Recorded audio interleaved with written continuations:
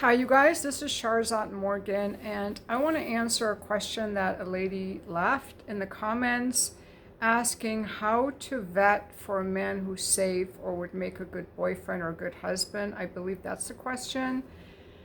And I'm going to try to take a stab at it, but really a lot of it comes down to what we're attracted to, and that a lot of it comes down to what we have experienced. For example, a man who is loving and devoted and protective could be attractive to a woman who is used to maybe her dad being loving and protective, but if the woman never had that, she may find those men not exciting enough.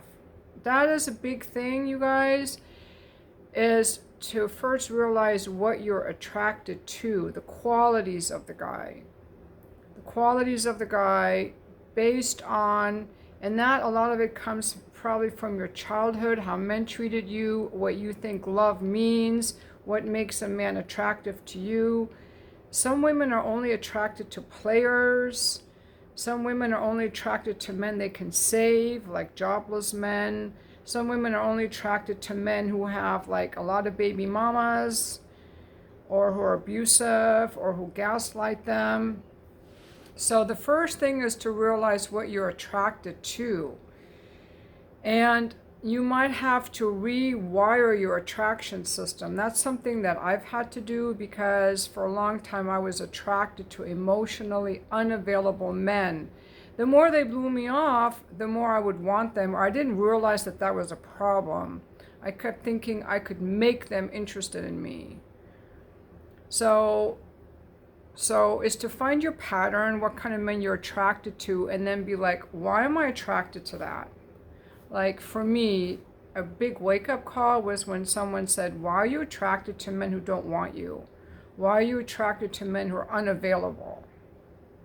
That kind of got me thinking and went down this, kind of like a little thing inside myself to figure that out. And it made me kind of wake up out of like, I think that attraction is kind of something that is beyond the realm of language, that maybe we don't put words to. We just think that's what is. We're not aware of it. It's like a hypnotic situation, hypnotic. So you might say, why am I attracted to men who are abusive? Why am I attracted to men who cheat? Guys, you can do the same thing for the ladies, but I'm specifically talking as a woman about attraction to men. That is a big one. The second thing I'm going to recommend is that one thing that really helped me a lot is this book called Mate. It's by evolutionary psychologist Jeffrey Miller, Dr. Jeffrey Miller, and by Tucker Max, who used to be a player, but is now married with several children, living on like a acreage somewhere in Texas. I think they do Waldorf school and all that. And this book really helped me because a lot of things that I wanted in a man, I was shamed for wanting. Like, oh, you're so superficial, Sharzad, because you want a guy who's fit. Well, they're saying that we evolved to want men who are fit.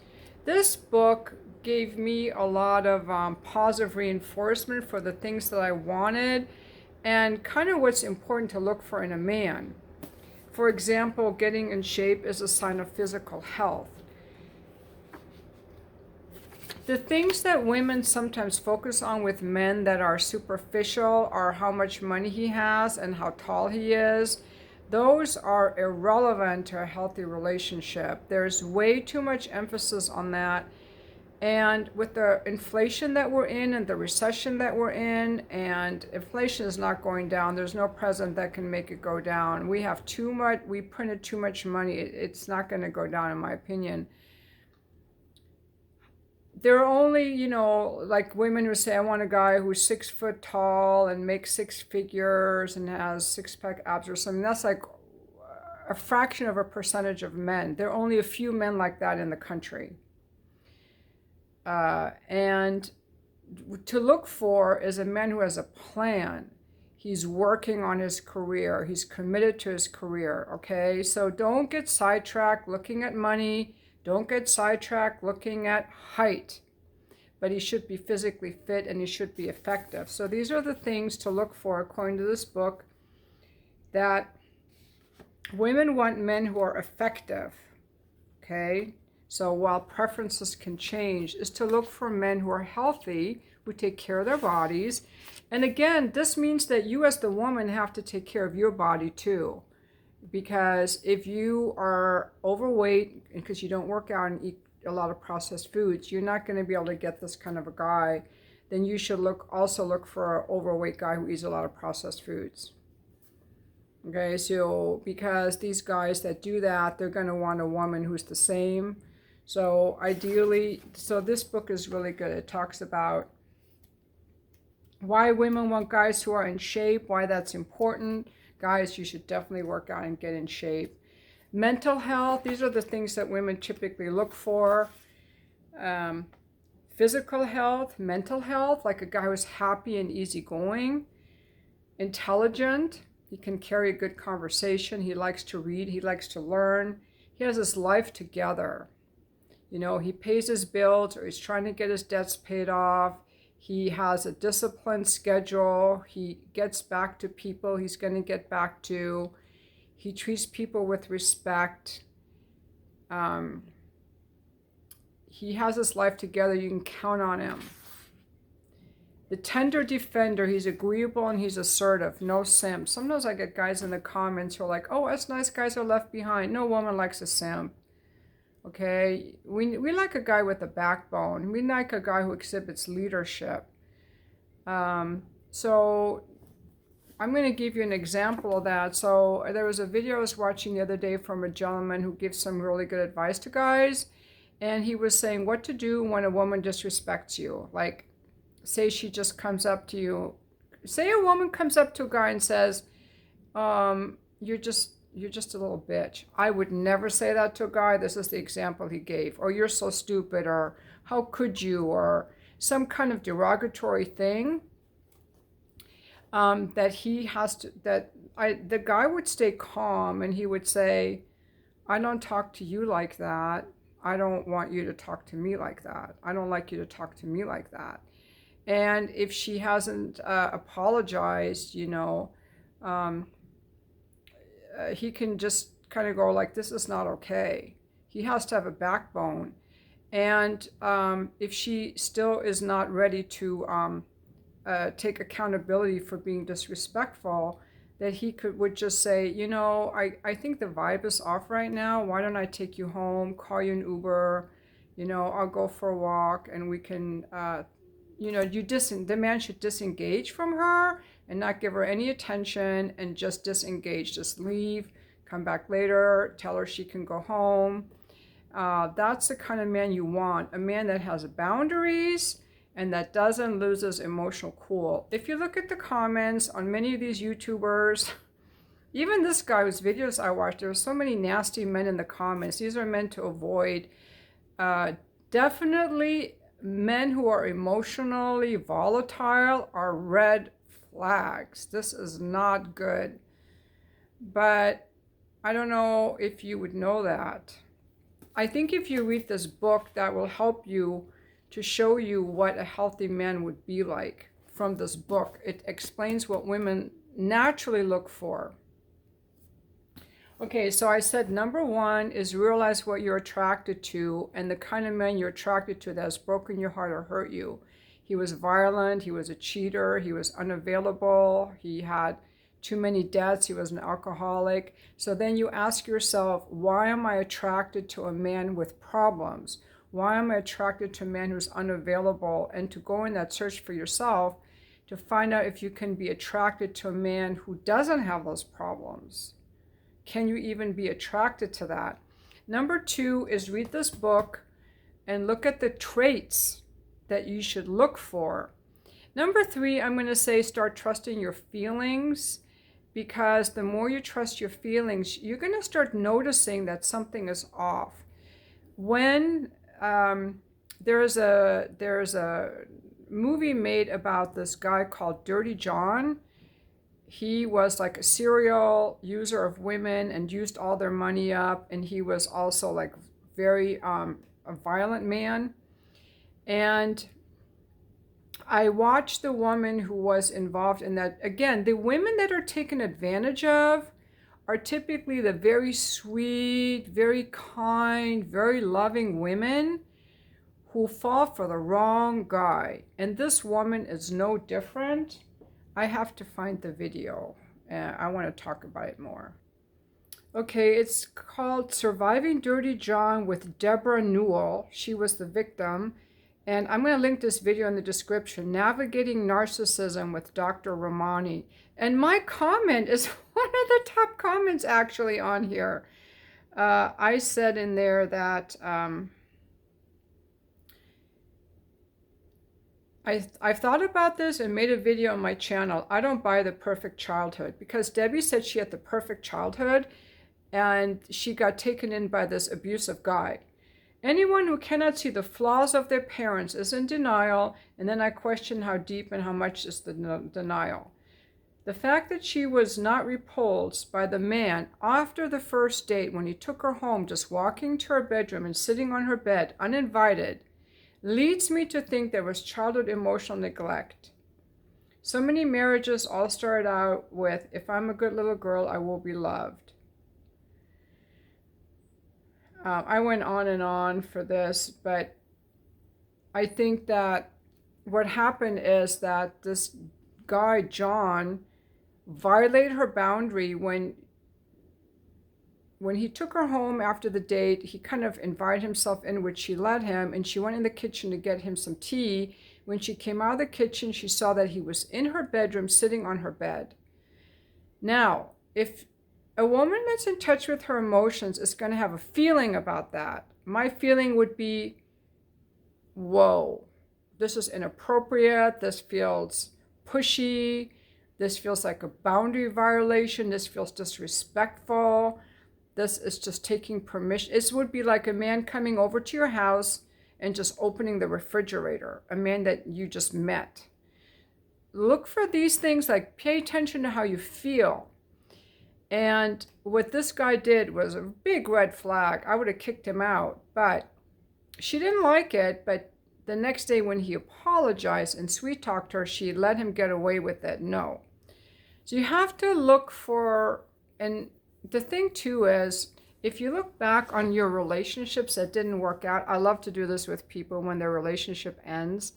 I'm always, I find out why it ended, what they didn't like, and then I ask the person, when did you first notice this? Or what did you notice when you first met this woman or this man? And inevitably, from the very first or second date, that problem was there and someone was willing to overlook it because they didn't know it was a problem or they didn't honor their feelings. So learning to trust your feelings is super important. So that's the only way that you can really tell if a guy is safe or not, is by trusting your feelings. Your feelings will tell you, your body will tell you. But that's why for the first part, I was like, look at your patterns. Number 2, see what is like a healthy type of a guy. Number 3, trust your feelings.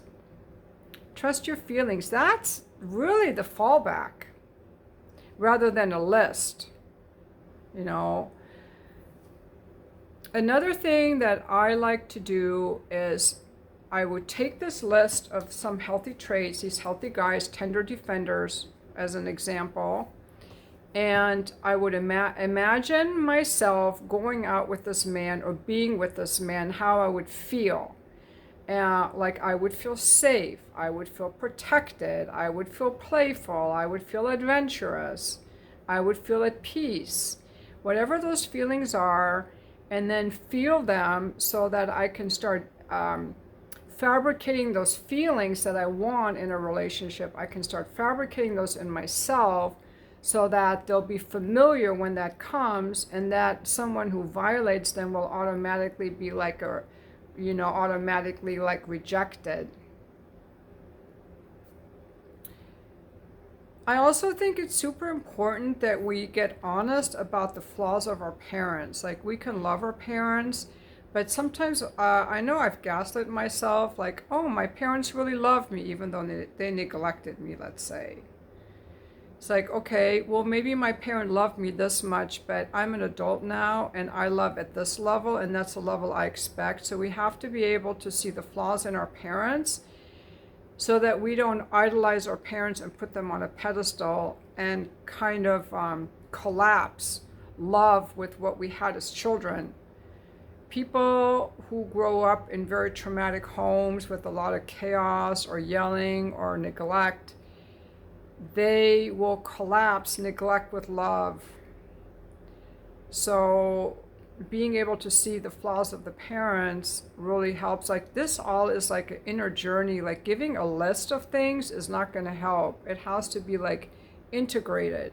Like, oh, I see my parents had this flaw and I don't want that. I want someone who's more honest. Can I be attracted to a man who's honest?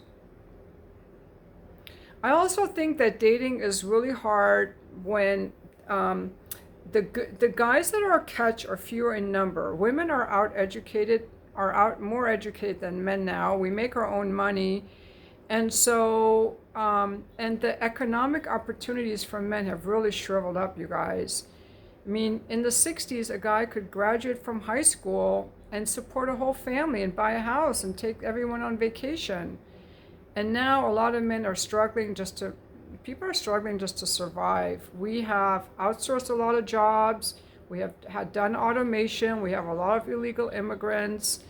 We have a lot of inflation where the wages haven't kept up, and the corporations, instead of paying their employees more, are taking that money for stock buyback. So the opportunities for men are not there as they used to be, you guys. So a lot of men are having a really hard time attracting women.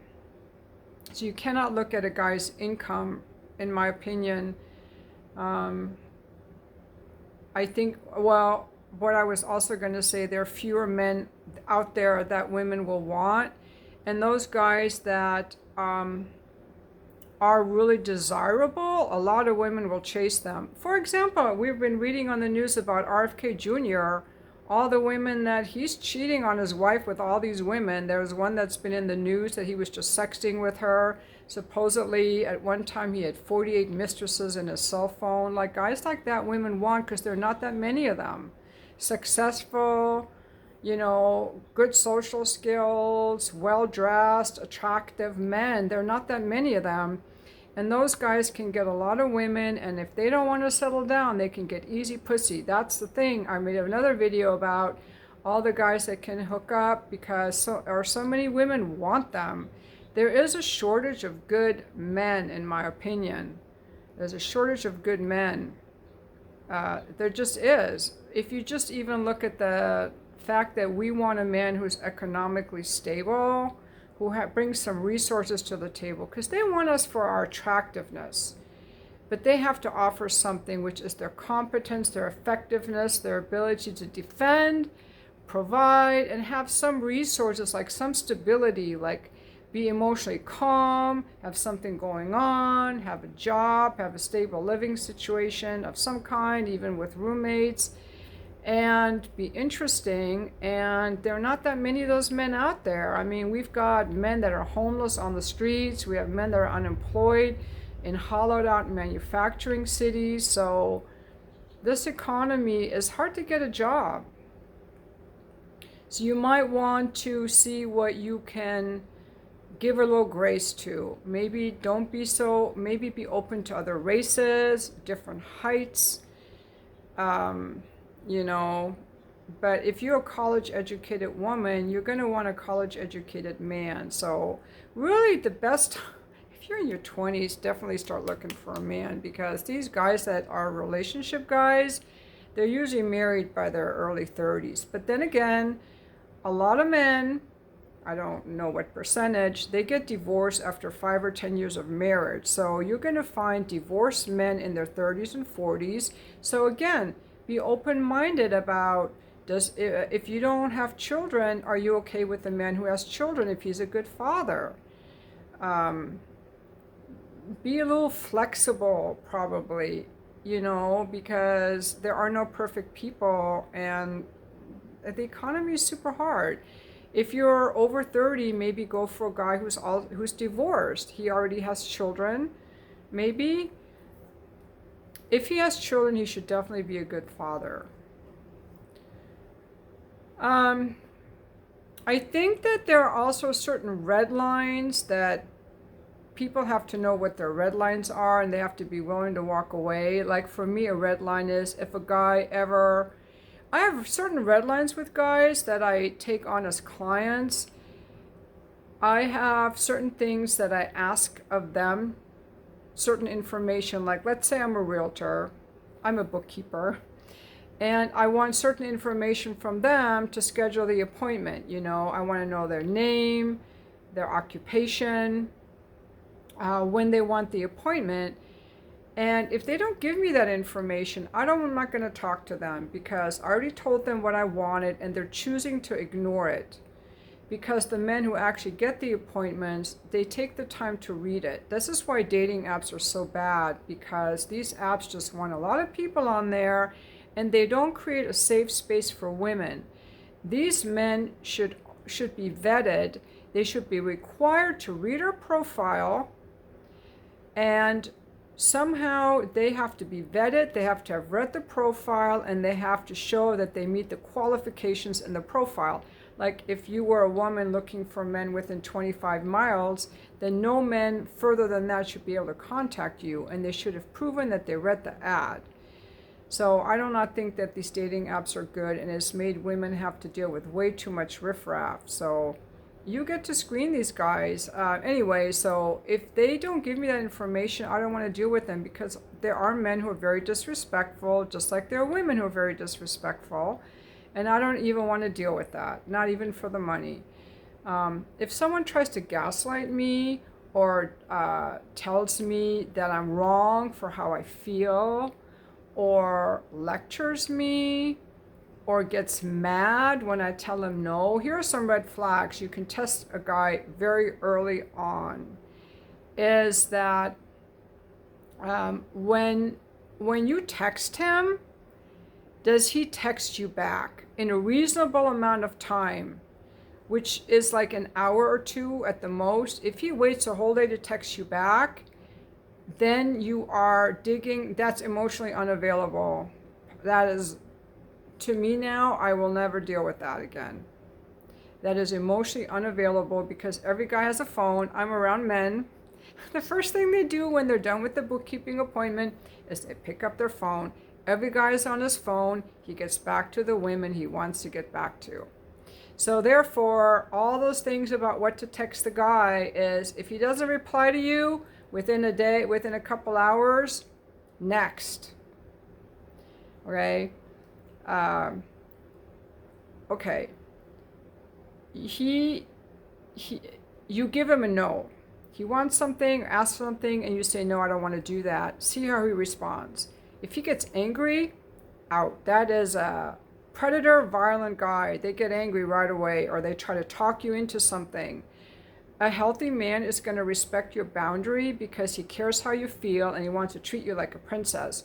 A healthy man does not push for sex. He wants to take you out. A healthy man is not going to be texting you and emailing with you. He is going to use email to he's going to use texting to set up a date. He's going to ask you, would you like me to pick you up, or would you like me to meet you? He's going to be respectful of your autonomy. He's not going to violate your bubble of autonomy by following you home to make sure you got home safe. You're an adult woman. He's not going to insist on picking you up just so he knows where you live and can drive you home so he can get a booty call at the end of the night. He's not going to hit you up at 10 o'clock at night. He's going to schedule dates in advance, and he's going to want to take you out. He may do phone calls in between dates, but he wants to spend time with you, and he's interested in you. He's going to share about his own life, and he's also interested in your life. He's going to be available to talk to you even at night and on the weekends and see you, because if he's not, he's probably married or in a relationship. You're invited to his home when you want to. You know where he lives, you know where he works, he doesn't have secrets. He treats you with respect. And I would say look for a man who has boundaries, because the guys who have no boundaries, pretty soon you're going to be annoyed and repulsed. You will not want to fuck them. So you might want to check if he has boundaries, like kind of, that's what women do, is like, they call it a shit test that women do, but it turns us on. Guys, the reason that women do shit tests is because it turns us on. Every time you give us a boundary, you're exerting your leadership and your backbone, and that makes you very attractive. It's like an effectiveness signal that turns, well, for me, it turns me on. When a guy gives me a good boundary, and I respect him more, I appreciate him more. So it's not to annoy you, it's to get us turned on. You have to exert, men have to have like a good, healthy boundary. A man should be gentle with animals. A lot of guys that are really good husbands and boyfriends have cats. I know some very masculine men that have cats, because cats are like, with a cat you have to be very patient and gentle, and you have to be affectionate. And these men are like very masculine, sensual men. If the cats like them, that's a good sign. He should be able to drink in moderation or not drink at all. If he gets drunk, if he's still in a partying phase and likes to get drunk every night, that's a red flag. He should make time for you. He should want to spend time with you. And the sex should be enjoyable for you. He should want to make it good for you, and maybe give you a massage starting out. Like, a man that's a good partner, he wants to please his woman just the same way that we want to please a man. Now, I want to say, in order to get this kind of a man, we as women have our part to do. Okay? First of all, to get this kind of man, we have to have our own life in order as much as possible. So, start eating healthy, start doing a little exercise. Make sure you read some books if you don't already. Pay off your bills. Don't do all the shopping. Make your social media modest. Don't have all your, ladies, don't have all your boobs and ass sticking out. Be modest in public. You can wear tight clothes. Like, I'm wearing something tight, like this is kind of tight, but it's covering everything. Have some hobbies, have some stuff going on. Be a happy person already. Don't look for a guy to make you happy. You have to find your own happiness. Like, how can I be happy in this moment even though I don't have this guy? What are some things I can do for myself? Is super important. Because a healthy guy is not going to want a woman who is like needy or needs him to be happy, just the same way that we want a guy who's happy. And then we have to show appreciation to the men when they do take us out. It's like, oh my gosh, I love this restaurant. Just ooh and ah over everything he does that you like. Thank you for taking me out. I love this restaurant. What a great menu. He's going to feel like he built the restaurant. Show appreciation, be responsive, be interested in him. Find out if you can be interested in him. And one tip that I had from a dating coach I work with was like, don't look for a guy who's a 10. Look for a guy who's a 7 to you, and then go out with him a few times and see if he can become your 10. Because for many women, attraction is not instant. If it's instant, it's probably lust, and it's probably toxic lust, often. Real attraction usually builds over time as we get to know someone, and to just give a chance for something to develop that may not be apparent right away. That's why often people will start dating if they've met in a place like through school or through work. They get to know each other, and this attraction kind of builds over time. I mean, when I met my husband, I didn't feel attracted to him at first. It took a few days till I started feeling somewhat interested, a little bit attracted. Like, it was not instant. So don't look for love at first sight. Just notice how you feel around him. Notice how he treats you. Notice what he has going on in his life. If he's a man of character. My dad always told me only date a man who has gone to college. But the college thing is not everything it used to be. So I would date a guy who's like a tradesman, you know, like a plumber, construction worker, or whatever. I would. But let's see. So the man should be respectful. He should have some boundaries, and he should be fun, I think. But what is important to you? Do you want someone who also likes children? Like, I like men who like children. To me, that's super important. I like men who like children, who like being fathers. That's important to me. Do you like men who are also, you know, biblical? You know, who like to share a similar hobby with yours. I also think it's good to get to know a man before having sex with him, especially if emotions get easily involved, because there's no need to rush it. A man who's interested is not going to push for sex. That's another thing. I've talked to some super freaking hot guys. When I was an escort, I would have like these hottest younger guys in their 30s who can easily get women, okay? And sometimes they'd be like, oh yeah, they would tell me, if I like a woman, I'm not pushing for sex because I don't want to turn her off. That's what they will tell you. If they like a woman, they're not pushing for anything because they don't want to upset you. So they're not going to, you know, and they're patient and they're calm. I don't like men who get easily angry and who like to argue and, you know, but I will tell you, some women are attracted to that, because when I was married, I knew somebody who told me that she thought my marriage was the most boring thing because my husband and I were not fighters. It was just calm. I mean, when he and I got mad at each other, we would just do the silent treatment, which is not any better, but at least there was no yelling.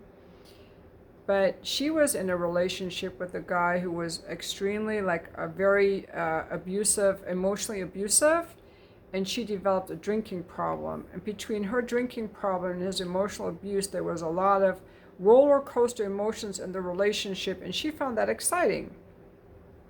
So that comes back to what I started the video with, is like, okay, what are you attracted to?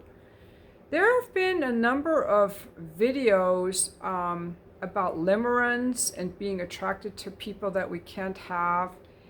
And I saw a video the other day by the Crappy Childhood Fairy. I think she called it eroticized rejection. That people can eroticize rejection. And it goes to the other video I made earlier today, which was about women who like to be slapped and choked during sex. They have eroticized violence.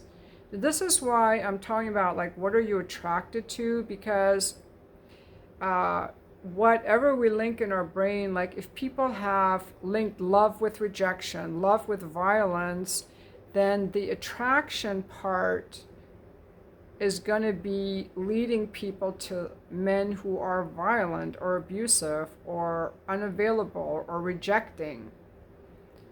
So all the lists in the world aren't going to help. I think it's important to look at what are the kind of men that I'm attracted to, what are the kind of relationships that I'm in, and why am I attracted to that? And that has to do with finding out our subconscious desires. Because someone could say, I want a guy who's kind, but subconsciously they want a guy who is neglectful, that they have to keep working to prove their worth to this guy. Or a guy who doesn't meet their needs because they want to be needed, or they think they're a spiritual person if they have a difficult life, like they're a martyr. So this really goes into some more deeper, like we have to uncover our unconscious, like what are we really going for?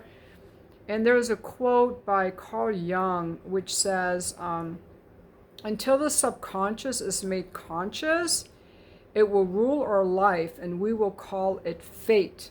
So, for example, say that a woman was abused as a child, and many women were sexually abused as children. I think it's like 30%.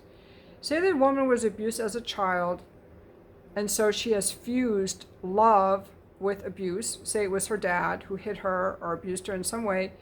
But children love their parents. So now abuse and love are fused together, and she's going to fall in love with men who are also abusive, because that's all she knows, because love and abuse are fused. And she's going to think, well, I want a guy who treats me really well. But she's not aware of her attraction to abusive men that comes from her childhood, because she's not conscious of it. It's just an automatic thing. So it's kind of like waking ourselves up, which is super hard sometimes. Like, why am I attracted to this type of guy? So that's where some inner search and inner questioning can come in. Some people may want to go see a therapist, pick a good one. But you can also like discover this for yourself, like, you know, and maybe a guy who is emotionally available is too scary. Maybe that's too much intimacy. Maybe a guy who is respectful is too unfamiliar. You know, people often will go for what's familiar. And that's based on, you know, the unconscious attractions. But people can change their attractions. People can be attracted to people who treat them better. I think. Yeah, because we do know that there are women who were in violent relationships who went on to marry somebody who treated them really well. So